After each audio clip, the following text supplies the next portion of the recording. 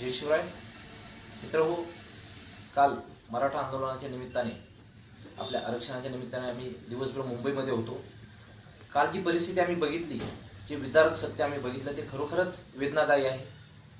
एकतर मराठा बांधवांनी इतक्या दुरून खेड्यापाड्यातून तिथपर्यंत जायचं, तो प्रवास, तो थकवा, अशा परिस्थितीत मराठा बांधव त्या ठिकाणी जेव्हा सामील होत आहेत आंदोलनात, त्यावेळेला त्या ठिकाणची परिस्थिती आणि सरकारने एक प्रकारे केलेला अन्याय अक्षरशः निषेध करावा तितका कमीच आहे. जाता जाता होणारा ट्रॅफिकचा त्रास, पोलिसांची दडपशाही, त्यानंतर तिथे गेल्यानंतर प्यायला पाणी सुद्धा मिळू नये, दुकानं बंद ठेवणे, मार्केट पूर्ण बंद ठेवणे. काय प्रकारे, कुठला सूड उगवतंय सरकार आमच्यावर? काय गुन्हा केला आम्ही? मराठ्यांनी मतदान केलेलं नाहीये का? भाजप किंवा युतीचं सरकार असेल, त्यांना मराठ्यांचं मतदान झालेलं नाहीये का? निदान त्यावेळेला तुम्ही गल्लोगल्ली हात जोडत फिरले, त्या गोष्टीची थोडीशी तरी लाज बाळगायला हवी. या लोकांना जर त्या गोष्टीची जाणीव असेल तर निश्चितच त्यांनी सपोर्ट करायला हवा.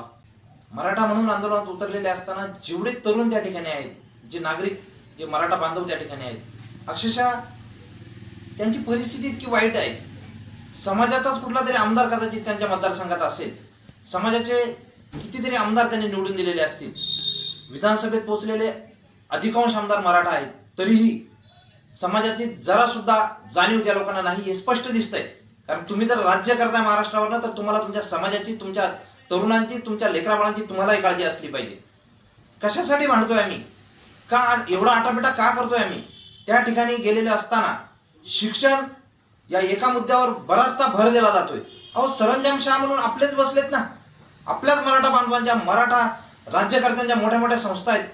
काय केलं तुम्ही मराठ्यांसाठी? तुमची सुद्धा जबाबदारी आहे. यावेळी आदरणीय मनोज जरांगे पाटील दादांना सपोर्ट करणं तुमची या ठिकाणी तुमची प्राथमिकता आहे, ही काळाची गरज आहे.